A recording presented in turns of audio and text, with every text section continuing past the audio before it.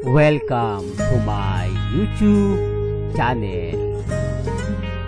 Kung bago ka lang sa channel na to at true-blooded Aldab Nation ka, tama po ang channel na pinuntahan mo. Kaya considering na po kitang bagong subscriber.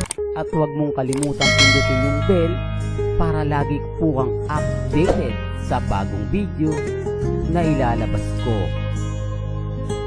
Salamat po sa iyong pag-click sa channel. Ilang beses ko na hiniling sa Diyos na sana andito ka pa rin sa piling ko. Mahal na mahal kita. Ilang beses ko na hiniling sa Diyos na sana andito ka pa rin sa piling ko. Mahal na mahal. Welcome back mga kaaldab. Ito na naman po ang inyong lingkod, si Mr. Destiny. At syempre panibagong update, panibagong mga kaganapan po kina Mr. and Mrs. Paul Kerson. Syempre masaya na naman po tayo sa panibagong update at panibagong kaganapan po kay Alden Richards. Maraming kwento ang lumabas itong weekend mga kaaldab.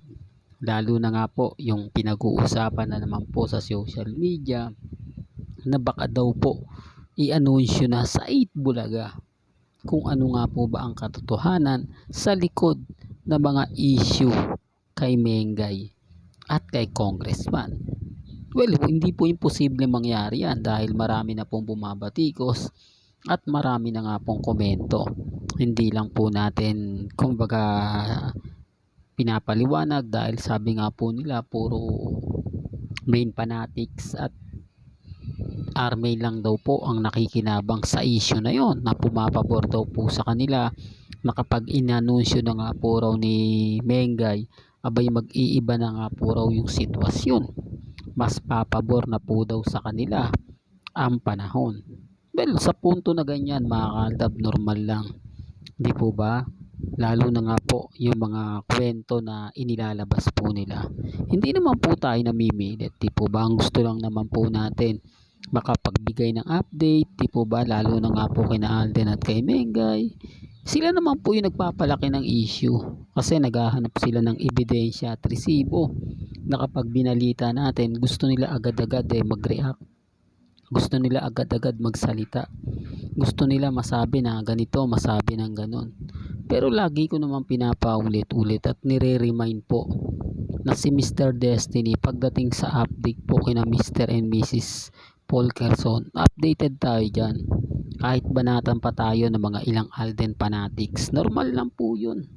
Dahil iilan lang po ang Alden fanatics na may hidden desire kay Alden Richards. Yung tipong gustong gusto nila si Catherine, wala na, basag na po sila, hindi nila pwedeng ipilit po si Catherine kay Alden Richards. Although gumastos sila ng malaki, di po ba, sa wala. Ilang buwan lang naman po na mayagpag ang cut din. The real talk to mga kaalda, para lang po malinaw sa inyo. Kaya isa sa pinaka-basher ngayon ni Alden Richards, etong mga cut din fans. Dahil nag-effort sila, gumastos sila, malaking inambag nila. Halos lahat po ata ng mga kaibigan, kamag-anak nila, pinanood nila ng Hello Love Again. Naakala po nila, ine-expect po nila na sina Alden at si Catherine na magkakatuluyan. Nakatutok na po sila at talagang nag-aantay ng mga ganyang anunsyo. Pero wala biglang nabasag no? Biglang nag-boom. At syempre, ang sisisihin nga po si Alden Richards na sinasabi nga po nila na si Alden daw po ay bakla, si Alden daw po ay kumbaga mas inuna ang karir kaysa sa love life, etc. etc. Hindi po ba?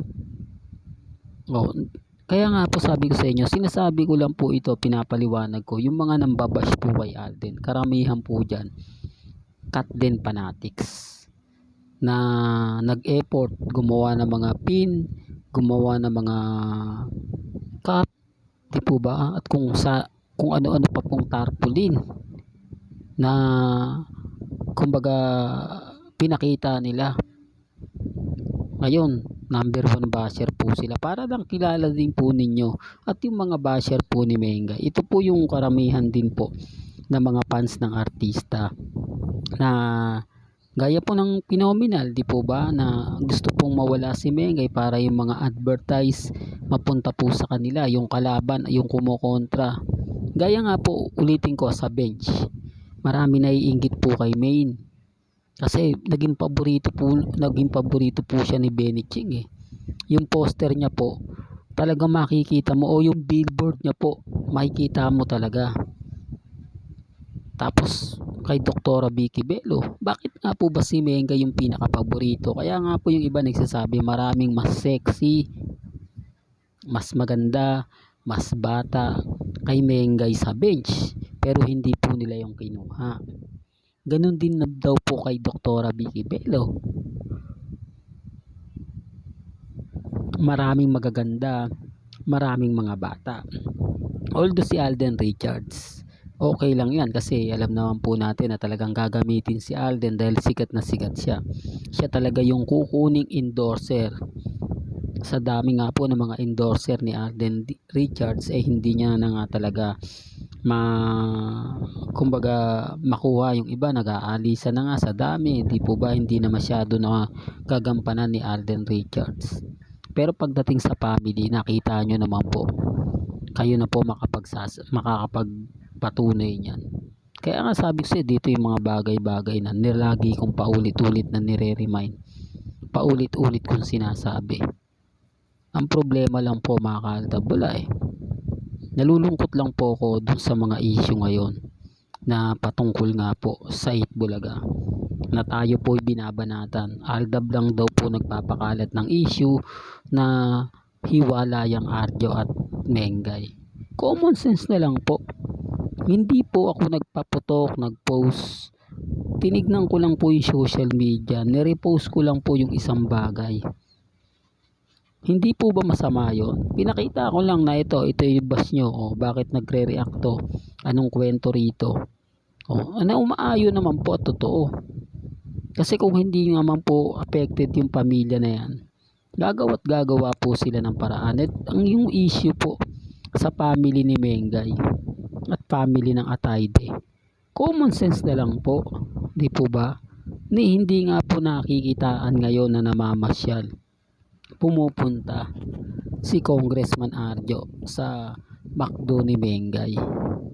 Maraming kumakain doon mga kaaldab na siyempre mga mamis, mga titas, mga senyor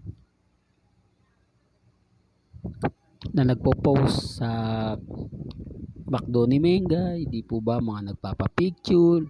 Si Mengay mailap, hindi siya masyadong ganito ganyan, pero siyempre mga tao doon makakapagkwentuhan ka kung ano na nga po ba, kung lagi po ba si Mengay, kasi normal lang naman po sa isang customer na tatanungin, si Mengay ba madalas dito mo ba? Siyempre sasabihin din po ng iba yun, ganito ganyan. Tapos may mga taong magko-komento dun sa post, hindi totoo yan, nandyan ako madalas ako kumain dyan, madalas ko makita si Mengay. Kaya nga po umaayon at pumapabor sa akin. Hindi na katulad ng dati na marami nagre-react, marami nagko-komento. Ngayon di na. Ramdam ko na kasi mga kaaldab yung wagi. Ramdam ko na yung saya at sigla ng mga taong nasa paligid nga po nila Mengay at ni Alden Richards. Ito ba? Kaya nga po ginamit ko tong video na to para isampal sa mukha. Kaya lang marami nag-react. Bakit daw ganto ganyan, ini-edit ko lang. Di po ba napakasarap pakinggan? Baka magulat po kayo at mabigla kapag ganito sinabi ni Alden Richards sa social media. Boom! Di po ba? Walang ganito na lang po ang ating latest updates. Kaya kung gusto nyo pa po ng pinaka-latest at sariwang update, abay tumutok lang po kayo dito po sa channel ni Mr. Destiny para updated po kayo sa mga latest at sa mga bagong video po na ilalabas po natin maya-maya lang. Kaya kung bago ka lang sa channel na to at isa kang true-blooded Aldab Nation, na nagmamahal kina Mega at Bisoy, tama po ang channel na pinuntahan mo, kaya consider na po kitang bagong subscriber. At huwag mong kalimutang i-share ang mga video po natin sa mga mami, sa mga titas at sa mga senyor. Hanggang sa muli, salamat po sa panonood at pakikinig.